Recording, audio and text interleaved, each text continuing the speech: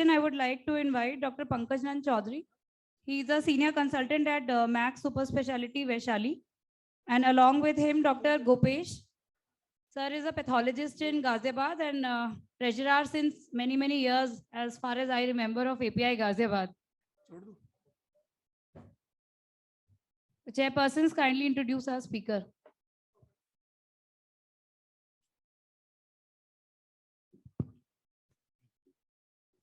Hello everyone, and I think at the onset I would like to thank the scientific committee to take up this very important topic of fevers.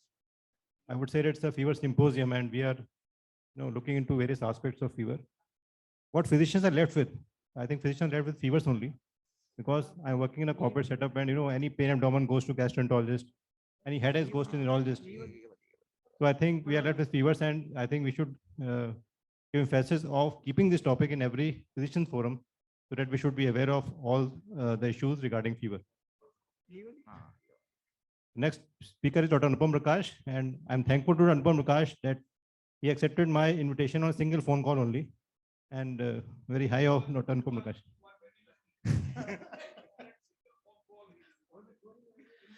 Well, a very good morning to everybody here, and thank you, Dr. Soni, Dr. Prahlad, Dr. Pankaj Chaudhary, and a whole lot of people in the audience for inviting me here. And it is a privilege to be here, and I'm extremely sorry that I'm not able to pick up phone calls. I am extremely sorry. I apologize to all who have tried and I have not been able to pick up. And that is not for reasons that are basically for reasons beyond my control. So anyhow, the topic that has been given to me is not an easy one. And probably it is the most practical topic of today, because this is one problem that we deal day in and day out. And as Dr. Soni said in the morning, fever is a vexed problem for any physician or any general practitioner, but especially as an MD medicine, that is the commonest thing that we hear, कि doctor साहब आपसे तो बुखार भी नहीं उतर रहा. And that is one very important thing that is the actually reason for doctor shopping. Because if the fever does not come back, by probably he has visited your clinic and by evening the fever has not come down, then the patient will definitely go to another doctor. So that is a practical problem. And as Dr. Sodhi put it in the morning, that yes, all fevers are not to be treated. And that is also very important, because if you treat all fevers, then probably you will suppress infection, you will suppress signs, and the traditional teaching that has been there to identify fever from the pattern of fever, that virtually gets obliterated. So it has its pros as well as cons, as Dr. Sodhi put it very rightly in the morning. And do we have a pointer? So I will be very brief. These are practical things that we all know of, and maybe you all are wiser than what I am. But I would just be brief, to the point, and try to highlight some things. Important thing is, when we have a patient who is running fever and he is not responding to paracetamol, which is the commonest antipyretic that we use, we should remember the basic: what is fever, what is hyperpyrexia, what is hyperthermia. We all understand fever is any body temperature, any temperature which is more than the usual code body temperature. So I'm not going to into that definition. But hyperpyrexia is important, that any high grade fever is actually detrimental to the body. And it has a whole lot of side effects, and it is a hypercatabolic state, you all understand, which actually worsens infection and recovery from infection also. So that is why hyperpyrexia has to be avoided.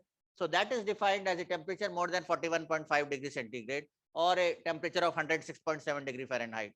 We all understand that it is a very high temperature and we don't want our patients to go. So the morning question was what to treat and what not to treat. So definitely, if the temperature is more than 40 degrees centigrade or something like 104 or 104.2 degree Fahrenheit, you should treat. Because further that, the temperature may rise very fast, very swiftly, and it may be, as I just opened, that by the evening the patient will need to be hospitalized or patient may go to a different doctor. So whatever may be the reason, it is important that any temperature which is more than 40 degrees centigrade or more than 104.2 degree Fahrenheit, has the potential to land into hyperpyrexia, which actually is going to be a multi-organ detrimental system. I'm not saying MODS, multi-organ dysfunction syndrome, but yes, it is going to be detrimental to the whole body. So that is why it is important that that cutoff has to be treated. So there are no two opinions about that. That cutoff has to be treated. Anybody who has hyperpyrexia or just prior to that stage, so more than 40 degrees centigrade, you have to treat. So how you have to treat, I will deal later. The other thing is, at times it will be difficult when there is hyperthermia. Now, the basic difference between hyperthermia and pyrexia is that there is no resetting of the hypothalamic set point in hyperthermia. So when a patient has hyperthermia, paracetamol is also useless.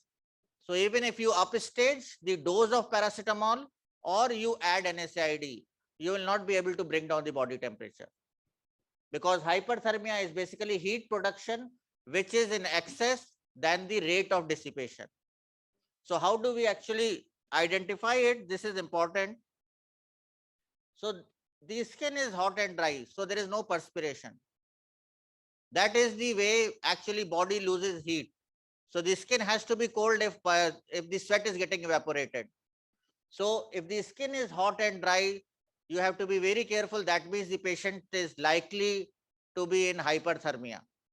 There are a whole lot of causes. The patient may be on anticholinergic drugs for whatever reason, especially the elderly, those who have urinary problems. We have to be very, very careful. Patient may be developing a heat stroke, and some drugs, other drugs also, and drug addicts also at times. So these things have to be taken care of, and this is important. But it is important, hyperpyrexia or hyperthermia, you at times need to differentiate, because in hyperthermia, you may need to give a hyperpyrexia, you may need to give additional doses of paracetamol or NSAIDs, but not in hyperthermia. So how do we manage hyperthermia is you give agents like, you have to use external cooling mechanisms or internal cooling mechanisms. So that is the only option that you have. And obviously, if you have to find out the culprit also, and that will require, but yes, these are some things which are not to be used. Number one is, when you use external cooling mechanisms, the concept has changed. Don't use ice or tepid sponging. I don't use ice packs, because it is believed that ice packs actually cause cutaneous vasoconstriction, and that way you will actually prevent further heat loss. So use, for a patient who has a 41 degree or 42 degree centigrade body temperature, core temperature, even normal room temperature water is good enough. So that is what is recommended. 20 degrees centigrade, I had written somewhere. Yes, 20 degrees centigrade temperature. So room water temperature is actually good enough, or slightly cool temperature water that can be used for tepid sponging, and preferably don't use ice packs. That concept has actually gone back. Submersion again has to be avoided for the same reason. Plus, you can also predispose to drowning or choking also. And again, if you use it in cold atmosphere, the water is cold, then you will prevent again evaporation, because evaporation is another tool by which you actually lose more heat. Alcohol does not add anything, so it is not advisable. You can use fans, that is advisable. Yes, that will increase the surface evaporation. And cooling blankets again have the same potential that they can cause excess vasoconstriction. So you have to use very judiciously when you are dealing with a case of hyperthermia. And mind you, if you think that your patient is hyperthermic, don't give NSAIDs, because it will precipitate renal failure in these patients. Now, how do we manage hyperpyrexia? This is, or high fever. This is common, especially with dengue becoming a endemic, sorry. Dengue becoming endemic, it has become very important, because earlier we used to, Dr. Soni and the senior practitioners who are sitting here, they could use any drug. They were not worried about dengue at that time. But now with us, dengue is a big problem, and it is there throughout the year. It is not that it is only in monsoon or pre-monsoon or post-monsoon, post-Diwali area, but otherwise also. And the panic among the general public is so much that you desist using any other drug apart from paracetamol, or at best the combination of tramadol or paracetamol, which is a very weak antipyretic potential. So that is the problem, and that is why high fever has become more of a problem today than it was earlier. Earlier you can get everything, but yes, the time has been put short, but anyhow, I will complete in another 2 minutes. No problems. So reducing fever is important. And I already answered how do you manage. The management is very simple. Either you step up the dose of paracetamol. I am not going, yes, these are non-pharmacological treatment options. So you have surface cooling devices and you have endovascular cooling devices also. They are not much in vogue, but yes, we should be aware of them. When you have these agents, you can definitely use them. The mechanism has already been discussed, but this is important that acetaminophen acts only in the central anti-inflammatory network, while all other NSAIDs, including aspirin, act on both the pathways, the central as well as the peripheral cyclooxygenase pathway. That is why paracetamol does not have any peripheral gastritis or platelet dysfunction abnormalities, but the other NSAIDs have that problem. So when your patient is not responding to the basic dose of paracetamol, double it. The safe dose is 4 to 6 grams. 4 to 6 grams means you can use 500 milligram tablet of paracetamol, 2 tablets every 4 hourly. So then you will reach the ceiling dose. So you can use either a higher preparation, 650 milligram every 4 hourly, or you increase your 500 milligram to 2 tablets every 4 hourly. And remember, the paracetamol action does not last for more than 4 hours. So when you have to give another dose, when your patient is having fever, he says that I took at 8 and now I am developing fever at 12, then you need to give another dose. So paracetamol in the mildest of fevers, the effect will last from 6 to 8 hours. But otherwise, if you don't take care of the frequency of medication or the dose of medication, then your patient will not respond to paracetamol.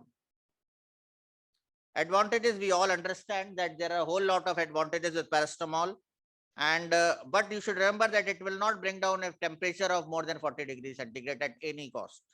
It will bring down from 40 to 38. If your patient is in distress, you will need to go to other drugs. Ibuprofen, just a word, that was in vogue very much, and a combination of paracetamol and ibuprofen was also in vogue, but there is no added advantage. That is what the Cochrane reviews also suggest. So this is not recommended. And there is a concept of alternating ibuprofen with paracetamol. You take ibuprofen, then you after 3 hours take paracetamol, then after 3 hours again take ibuprofen. But that is not recommended because it results in more confusion and panic and at times overdosing. Side effects, I am not going. Side effects are common to all. I will just say a word. But yes, this is a good agent when you want to bring down fever. It is more potent, and the efficacy also, although is said to be equi-efficacious, but yes, this at times is more effective when you treat fevers not responding to paracetamol. But yes, we should know the dose. It has to be 500 milligram. You can give up to 2 tablets 3 times a day. So that is the ceiling. Up to 3 to 4 grams is the maximum dose that you can give. But that has since it is more potent, there are more chances that the patient will develop gastritis or side effects. Nemesflide, a word of caution. In children, it is not to be used. In adults, you should worry about liver failure. Otherwise, if there are any transaminitis, you are not supposed to use. And it is all NSAIDs virtually are contraindicated in pregnancy, especially in the 3rd trimester. Disadvantages, I am not going. A specific treatment, again, I am not going. So before I conclude, it is important that we understand our patient is having fever and what grade of fever, and if it is not hyperthermia. That is very, very important. The goal of treating hyperthermia is to rapidly reduce body temperature. You don't want catabolism to continue in the body. Infection per se, if the cause is infectious, infection per se is catabolic, and fever on the top of it is high grade, you are going to put your patient into dire stress. When you want to bring down fever, it is only to facilitate heat loss and to remove distress. So ordinary fever, you just want to treat to reduce distress. And these are the last 3 points that I said. That is the gist of the talk, that yes, high dose paracetamol you can use when your patient is not responding to paracetamol. The other is you use judiciously. NSAIDs, the only problem is that NSAIDs cause qualitative dysfunction. They don't cause thrombocytopenia, remember. They only inhibit platelet cyclooxygenase activity. so they will prolong bleeding if actually it occurs. So remember, NSAIDs and aspirin, they cause qualitative dysfunction, they don't cause thrombocytopenia. So in case your patient is having thrombocytopenia, then giving NSAIDs is problem. In dengue, we worry because we do not know when our patients will actually go into thrombocytopenia. Otherwise, there is no contraindication of using NSAIDs in a patient who is not thrombocytopenic. So this is my last word. This I just wanted to elucidate, because at times we panic. We understand that the patient does not understand. This patient will definitely question you. But if you allay the anxiety and if you are academically sound, you can definitely use NSAIDs judiciously, even in patients who are suffering from dengue, but not in thrombocytopenic range. And non-pharmacological methods, I already alluded. Thank you. Thank you for a patient hearing. I have stuck to time. The bell rang early. Thank you, Dr. Anupam. It was a very nice talk and quite practical aspects you have been, touched upon. One or two questions that comes in physician's mind, everybody physician's mind. I think you have highlighted the IV paracetamol, but you have not discussed it for some reason, because most of the times when the patient landed into, ER, most of the ER people would go into intravenous paracetamol 1 gram. So what is your take on it? First question. IV paracetamol can be used very effectively, and I intentionally, although I had mentioned, I had not intentionally dealt into it because it is not for OPD practice. I treated kept my talk primarily for OPD talk, but yes, IV paracetamol can be given. 1 gram ampules are available, those vials are available, and you can definitely use it if your patient is not responding. That at least ensures better bioavailability. Well, the point well taken. The second point is that many of the orthopedicians now are using 1 gram paracetamol 8 hourly for pain, right? So does this paracetamol has an anti-inflammatory property also? Pain has two components. Pain has a peripheral component and pain has a very big psychological component. So ideally, paracetamol should not be used for peripheral inflammatory pain because it has CNS action only. So fever, it is a good agent, but yes, paracetamol in higher doses, it does convert your central anti-inflammatory responses. So unless until you have a central anti-inflammatory response, ideally you should not be using. I totally agree with you. Academically, ideally, it should not be used. Your personal choice, and depending upon the patient. If I started, then you would not have had your dinner. The NSAID list, there are so many classes. So many classes means there are so many class of NSAIDs, and the whole list will be endless. I just alluded to what is common. Naproxen also people use at times, but it is the same. All NSAIDs are the same. There is no difference, please.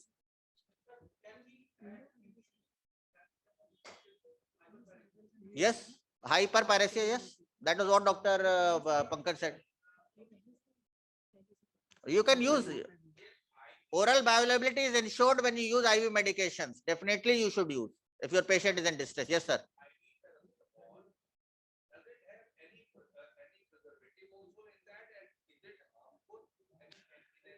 That is a controversial issue, sir. Yes, it has a preservative. And there were, I think 4 or 5 years back, there were some cases where it was considered to be harmful also. But practically, I think most hospitals are using IV paracetamol, and we have not encountered any side effects because of the preservative. I don't know. That is the chair who has to allow questions.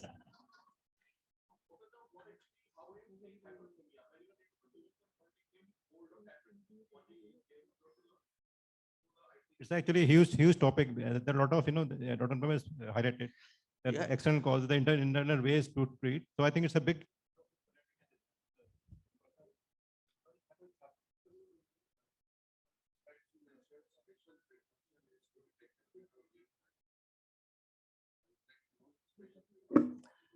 Precaution, there are two things. When your patient comes to you with, and you need to give IV paracetamol, you have to see the cumulative dose, because at times the patient may already have taken a number of doses at home, and now we are giving, because preparation that we give is 1 gram. So you have to be very careful. You will exceed the maximum ceiling dose of paracetamol very fast. So toxicity has to be avoided at all costs. Which should be the second drug for control of pyrexia? Ibuprofen, mefenamic acid, or nimesulide? Sir, people are comfortable with NSAIDs of their own choices. there are different efficacies. There is all NSAIDs are highly protein bound. So what the patient is already taking has to be taken into context also, because patient may be on anticoagulants, patient may be on other drugs also, which actually are highly plasma protein bound also. The other thing is, I already said probably ibuprofen is a moderate efficacy drug, but yes, if you talk of NSAIDs, nimesulide, mefenamic acid, they are high potency and high efficacious drugs. So that is why actually, but then mefenamic acid, nimesulide, naproxen, they are moderate to high efficacy. So they will have greater side effects also, because they will have gastritis and all those side effects, even compromising upon the renal vasodilator prostaglandins or platelet cytooxygenase activity will also be more with those agents. So you have to weigh those, and everybody, each one of us is having a favorite NSAID in his or her own choice in his brain that can be used. Thank you, Dr. Thank you, sir. Anupam Prakash, for practical knowledge about the paracetamol. Very you. difficult topic. Yeah. Dr. Pankaj had given me. Thank you. Thank you. Thank you, sir. I will request our chairperson just to have a memento for Dr. Anupam.